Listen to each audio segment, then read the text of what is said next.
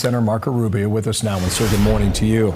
We just played that clip. That was going back to July 24th through Saturday. Here was Hillary Clinton yesterday and then last evening. If he were really a leader, he should be doing what he can to calm the waters, not try to just continue to throw, red meat out there to get people riled up. We can't go back and give this very dangerous man another chance to do harm to our country and the world. Okay, there it is. I mean, it's right there on your screen for you to make a decision and judge it for yourself. How do you judge all that, Senator?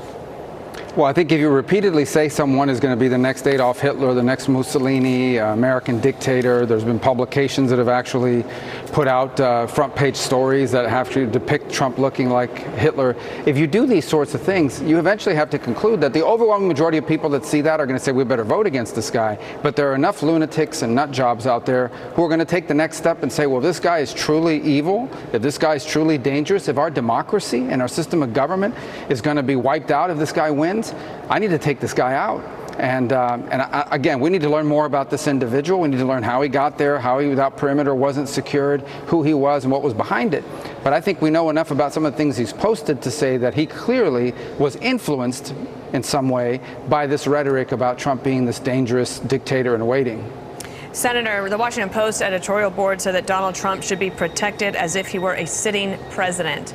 I bet that you agree with that, but how do we make that happen? Well, it's a Secret Service decision, and if they need more resources, I bet you they'd find support up here to do it. And there's a reason why. First is he's not just a candidate. He's a candidate that now has been the target of not one but two, not threats, real attempts on his, or potential attempts on his life in this case, because the guy didn't get a shot off, but he would have taken a shot had he had a shot.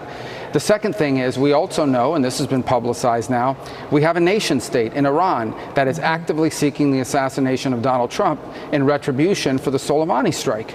Those two things alone, the two assassination attempts in the heat of this campaign, combined with the known threat of foreign agents who are seeking his assassination and have actually said so publicly, I think in and of itself raises the level of security he needs to be having beyond just that of a candidate. On this, yes, you mentioned the threat from Iran, and we have covered that quite a bit. And we'll see where that goes. But with regard to this incident on Sunday, he told the judge yesterday apparently he's got no money.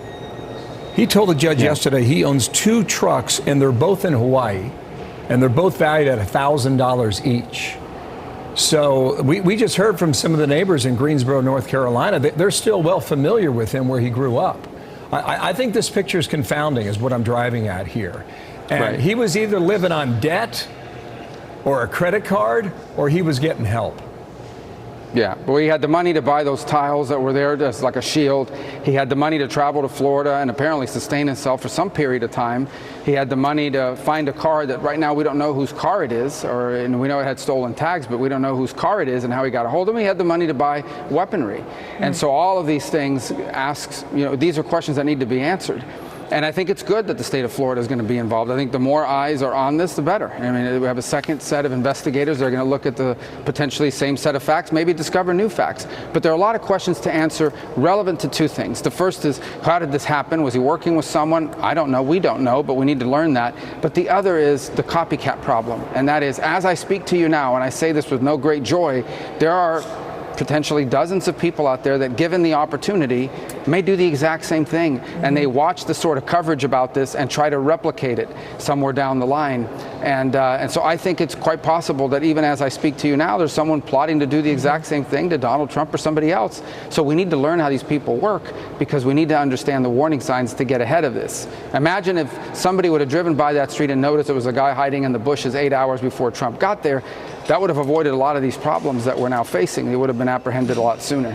Senator, can I switch gears and ask you about Tren de Aragua? Governor Greg Abbott talked about a crackdown yesterday. Listen to him here. History has shown they first flood the countries with military-age Venezuelan men. Next, they begin to establish a base of operations. Finally, TDA begins a spree of violent and bloody criminal activity. I am officially declaring TDA a foreign terrorist organization. We will bring the full weight of the government against the TDA.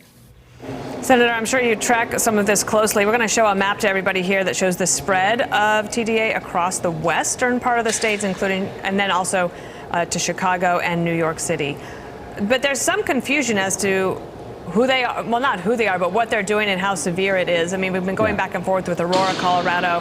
What do you know? What should people listening to this understand?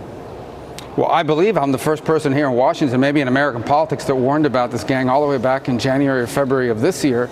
And the reason why is Venezuelan migrants were telling me about it. This is originated as a prison gang inside of Venezuela. Then they spread to Ecuador and Chile and Peru and neighboring Colombia, neighboring countries, and basically joined up with other gangs to conduct these operations, particularly targeting Venezuelan migrant communities in those countries. And it was inevitable, just a matter of time before they joined the migratory flow and entered the United States. And now we are seeing them in communities in the United States where they're following the same patterns that they follow in these other places: murder for hire, extortion, human trafficking, drug running. They're basically a organized criminal organization, and a very violent one. And now their members are coming into the United States because there's more money to steal here and more people to go after here. So this has been a threat that's been building since February, and we know it. Initially when we raised it, we were told that we were exaggerating and that it wasn't true. We're now seeing it play out in real time, and in places you wouldn't expect, right? Aurora, Colorado. We initially saw this in New York and in Chicago as well. But I think it's going to continue to spread wherever there's targets of opportunity. They particularly like to target migrant communities with lots of migrants. That's where they first like to target. But obviously those crimes spread beyond that to purse snatching and anything else they can make money off of.